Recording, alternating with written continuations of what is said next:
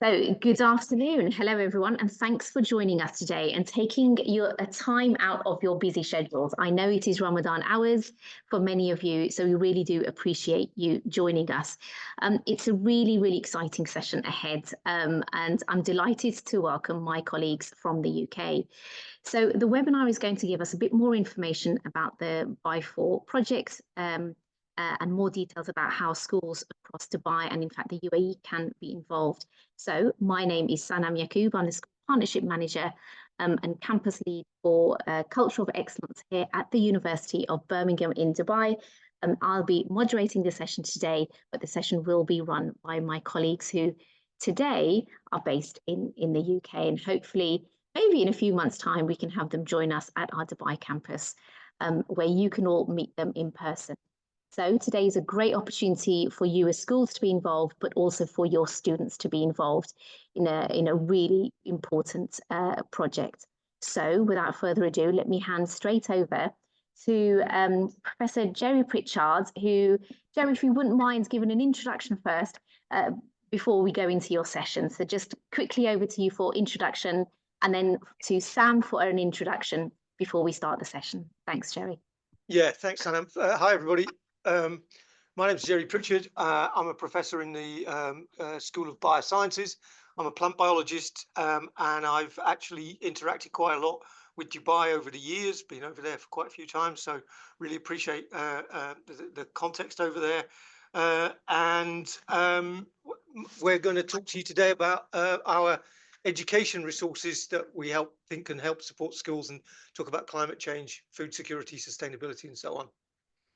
Excellent. Thanks so much, Jerry. And Samantha, can we come over to you, please, just for introduction? Yes, definitely. Welcome, everyone. My name's Sam. I'm the Learning and Engagement Lead at BIFoR, which is the Birmingham Institute of Forest Research. And we're really excited to bring this project to you today. And we hope that you'll all get on board with it, because we think it's a fantastic opportunity for your pupils.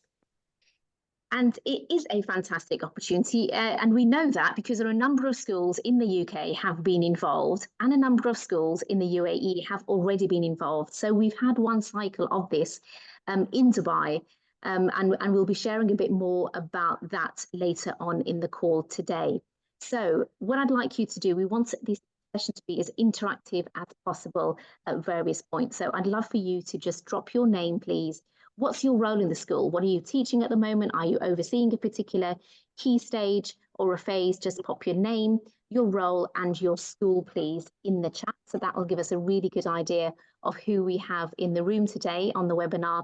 And we're going to get started. So, Jerry, I'm going to hand straight over to you, please, for the first part of the session, and then we'll come back for any questions at the end. Okay, yeah. So what we'll do is I'll introduce the BIFoR FACE project more generally, and then Sam will then pick up the specifics of the education, what it looks like in the classroom, and start to consider the timeline. We apologize slightly because Sam and I have both prepared slides, and we haven't coordinated, so we're not sure where the join is, but I'm sure it'll appear seamless, I hope. So without further ado, I will try and share my screen. That's not working, is it? Let me try that again. We did have a practice beforehand, and that worked all right. There we go. Is that?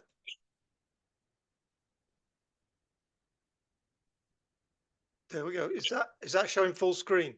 Not full screen, but you have got the slides are showing, Jerry, but not on full screen.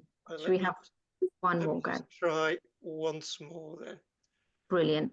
To get that going, otherwise we'll go on partial screen. We did actually get this to work before. That one's not working. It's when you've got double screens on it, always. Yeah. And whilst Jerry's just getting that sorted, it's great to see so many of you from Al Salam Community School. Great to see what roles that you've got. I can see a number of you are science teachers, which will make Sam very happy. And that's is that great. Showing now? That's perfect, Jerry. You're good to go. Yeah. Okay, so this is about what Sam and I have been working on for a number of years, about plants and climate change education. The core of this, where it all started, is the BIFoR FACE experiment. So the Birmingham Institute of Forestry Research, and the main experiment, the key experiment that sits at the centre of BIFoR, is this climate change experiment, where we're working in an oak forest, which is just to the west of Stafford, about an hour north of Birmingham. And here you can see the oak forest.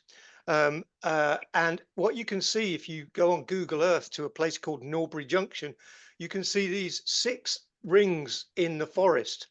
If you look down here, this is a car, so you can get an idea of scale. We're talking about 25 meters across, a series of pylons 25 meters high in the forest. Here's another shot of them from a drone. And you can imagine the size of an oak tree.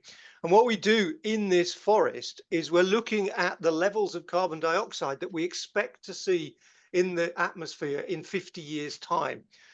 So we're adding 150 parts per million carbon dioxide to whatever the ambient CO2 is.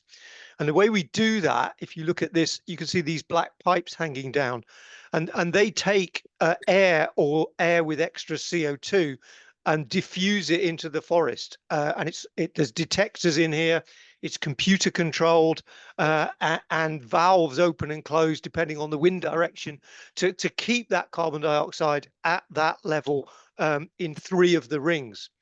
And what we do then is we go into those rings and we measure pretty well everything about that ecosystem, about those plants, to try and understand how these forests, how these ecosystems are going to react in the future, for 2 reasons really. One, are they going to save us? Is this about carbon zero?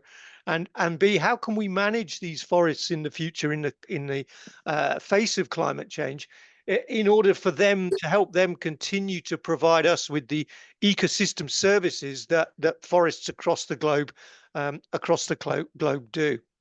So here you can get an idea of scale. This is the base of one of the pylons, and you can see these black pipes here.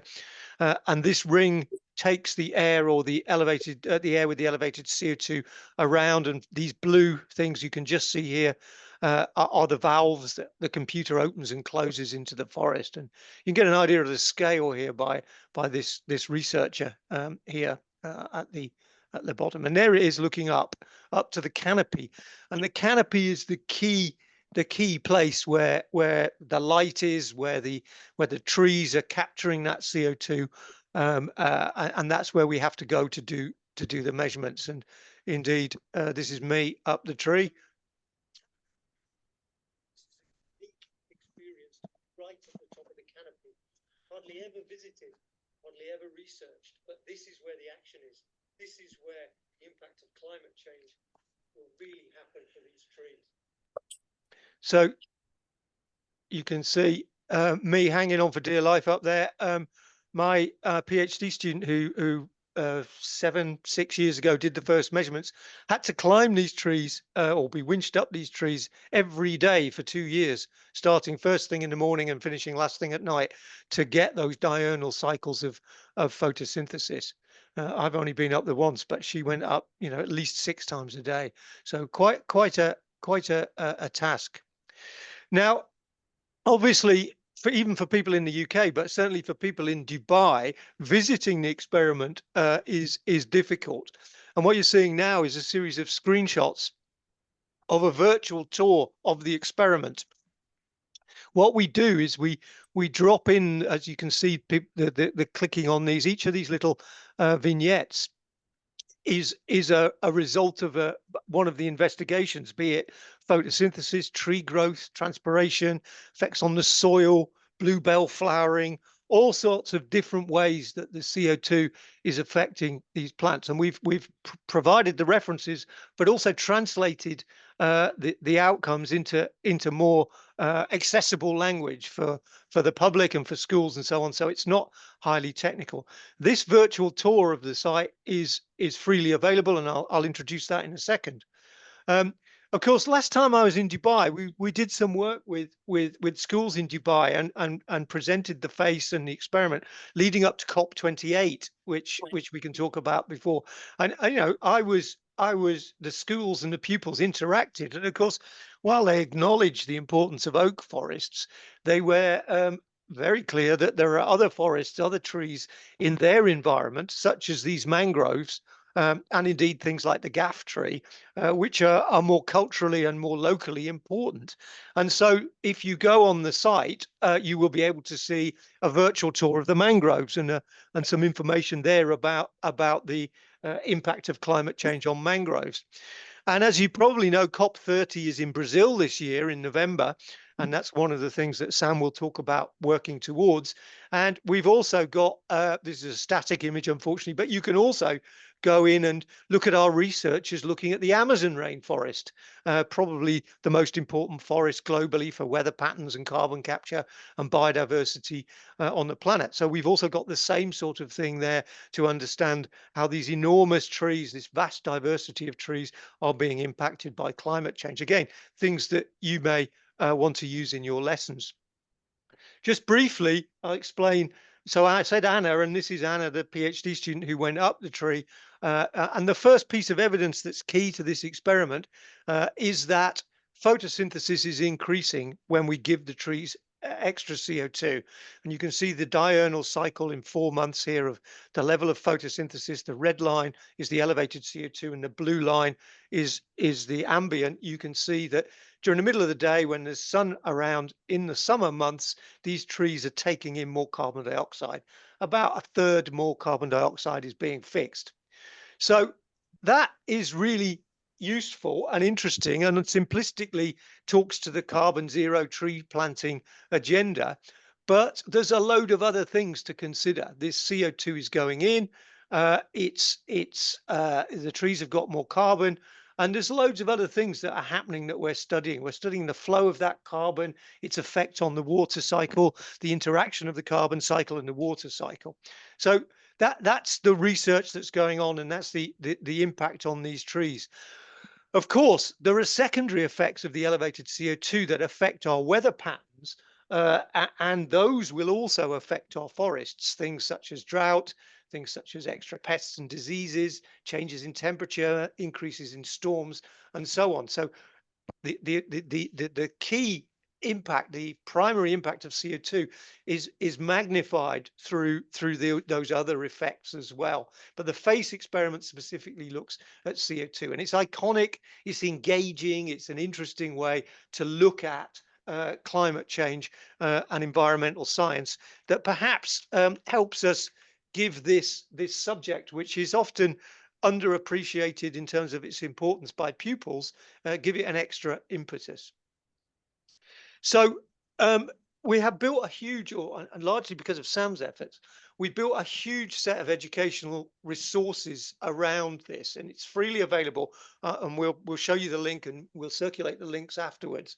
And by clicking on these buttons, you can go around and find the virtual tours, for example, but also the actual activities.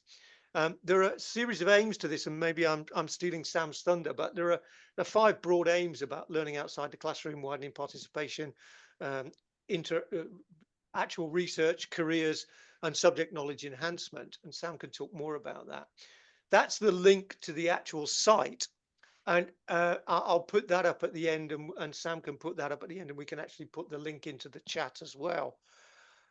When you click on the activities, you'll see a range of things, and I'll briefly go through them, but then Sam will talk about the key one in terms of COP30, which is future forests. So we have a range of things about careers that you can find, careers in the environmental science. We also, not just the STEM subjects, there's interaction with the humanities. There's the 3 virtual tours that I've talked about. And then there's a range of plant science, environmental science related resources that talk to the curriculum. And you can arrange these in a range from actual required elements of practicals using quadrats, for example, or transpiration or fungal infection that you could actually use in the classroom, right through to the other end of more citizen science, stretch and challenge type activities. And you can click on these and look at these at your leisure, but as you see, growth and CO2, transpiration, carbon capture, right through to the citizen science. And the key one really is for today is the future forests activity, which has got all the information that hopefully Sam will now introduce. And the thing that we'd like you to get engaged with, alongside all the other stuff that you might find useful, and work together to aim with our pupils to come together with plans and policies to pitch at COP30 in Brazil in November. So I think I'll stop there before I get into trouble with Sam for telling all her stuff. But otherwise, I hope that was interesting. We'll circulate the slides, and obviously there's a recording. There's a lot to get through there, but please explore those resources at your leisure. But over to you, Sam, for the future forest specificity.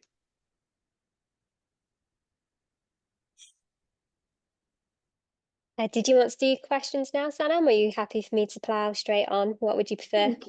I think we're good to go straight on. We've not got any questions at the moment, but just a reminder for everyone, please do have any questions that you'd like to ask ready, pop them in the chat, and Sam and Jerry will address those at the end. So that was a really good summary of BIFoR Birmingham Institute Forest for Birmingham Institute. Jerry, remind me what it is. BIFoR stands for Birmingham Institute for Forest Research. Yeah, I've got that correct. He's on mute, so Sam, you can confirm. Sam, you have to do the party line on the title.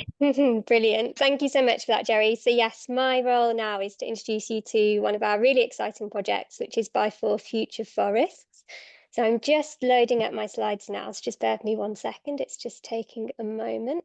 If you do have any questions at this point, do just pop them in the chat and Jerry can kind of crack on with those, but bear with me. Zoom has decided to change itself overnight, so oh, bear with me 1 second.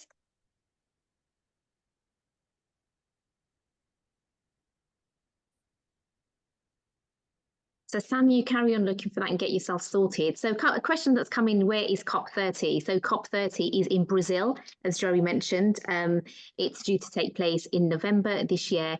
And the work that you do with your students around this project that Sam's going to share with you will lead into that. So that's the reason that we're bringing this to schools now, so that there's a clear output and clear direction of travel.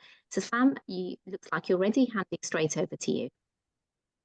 Excellent. So yes, what I'm going to do is actually introduce you straight into the resource. For those of you who've just joined, I'm Sam. I'm the Learning Engagement Lead at BIFoR, but my background is actually in secondary science teaching. So what we've done is we've put together this educational resource, which is a series of different workshops that really link in with COP30.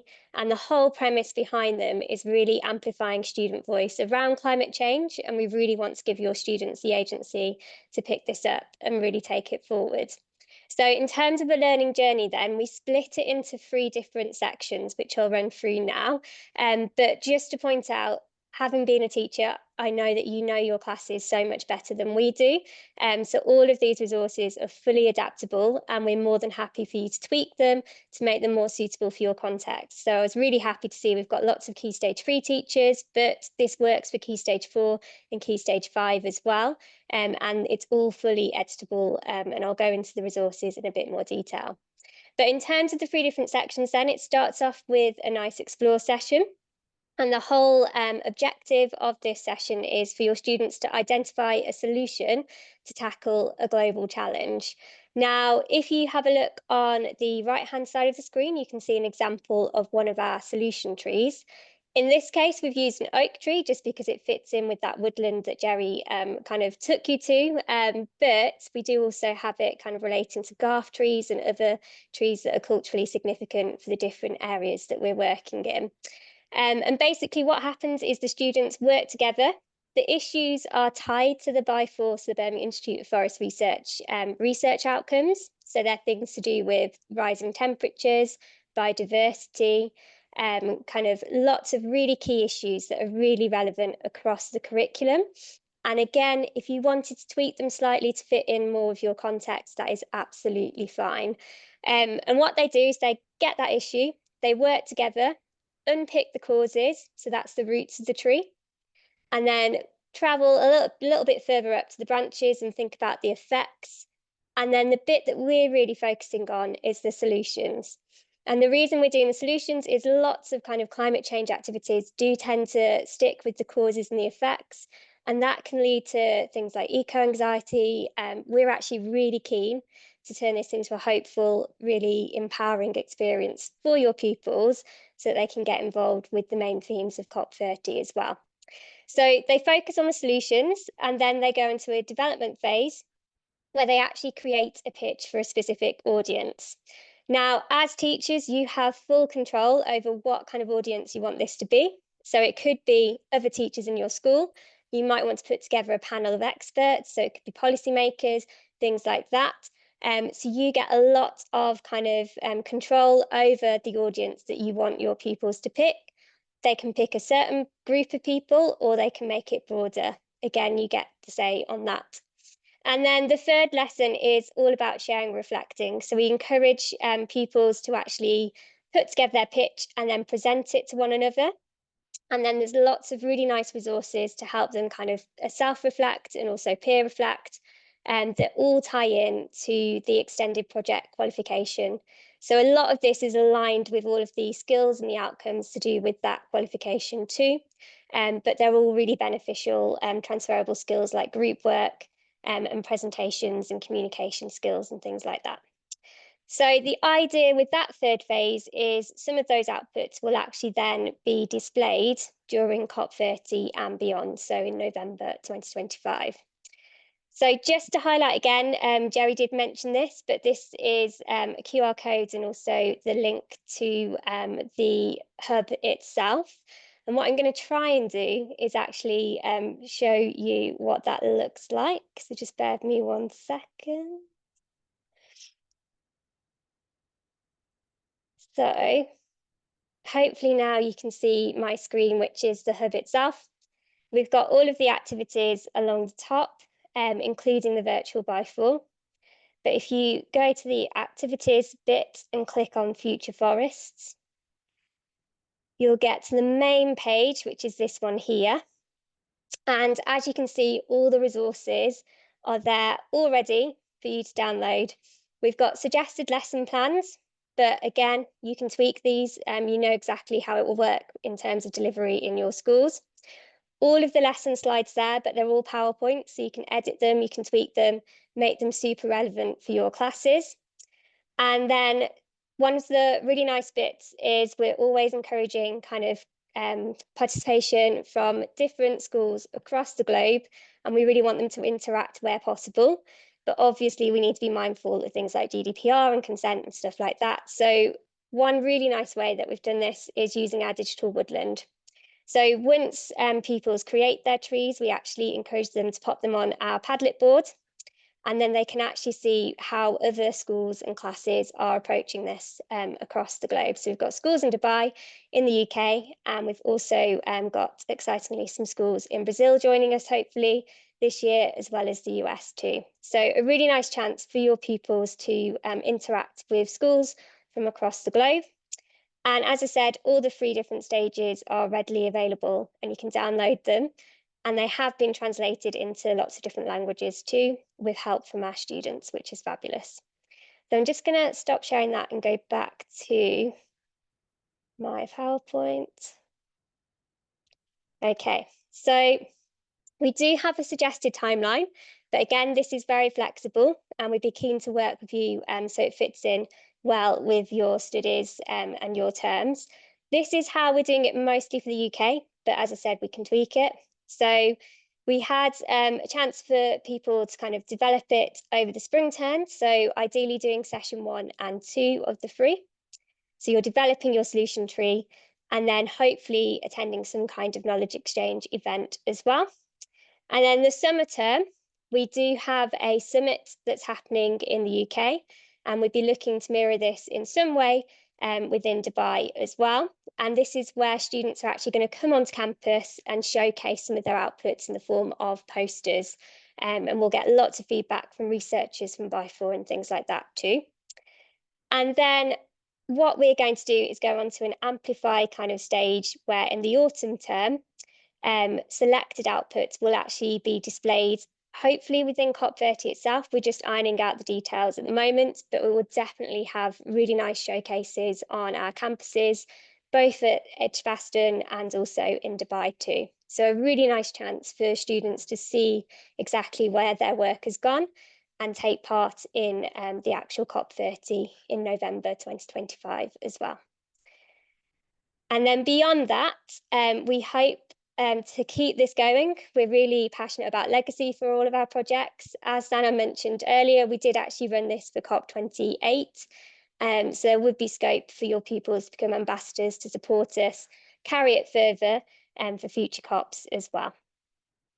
And just to highlight again, we are trying to make this as international as possible. So we have schools on board from the UK. Hopefully, if you would love to join us, we would be more than happy for you to join us in Dubai. We do have a handful of schools in Brazil too, which is really exciting. And we have a cohort that are just coming online in the US of A. But because all of these resources are freely available, we do anticipate other schools getting involved far and wide too. So just in case you have any questions about actually getting involved, it's really nice and simple. The sign-up form is actually available from the hub itself. Basically, this is just to let us know which schools are on board and kind of roughly how many people are going to take part. Then you're free to kind of take all of those resources and carry out the lessons with your classes. And hopefully you then share your solution tree and your message to COP30, which we can use as part of our resources during our kind of amplify and legacy phase as well. Okay, I think that was me. So if anyone has any questions, please do ask, but I'll be nice and quiet. I can talk very quickly, so please do ask any questions. That was perfect, Sam. Thank you so much. So there it is, folks, a real opportunity for your students to get involved at many different levels. And we'll pause here for any questions, and feel free to either raise your virtual hand, pop a question in the chat. I can't see any that are coming through yet. Thank you for those of you that have shared your email. We'll make sure that you get the slides and the links that have been shared today. But we'll just pause for any questions. Just a comment while people are maybe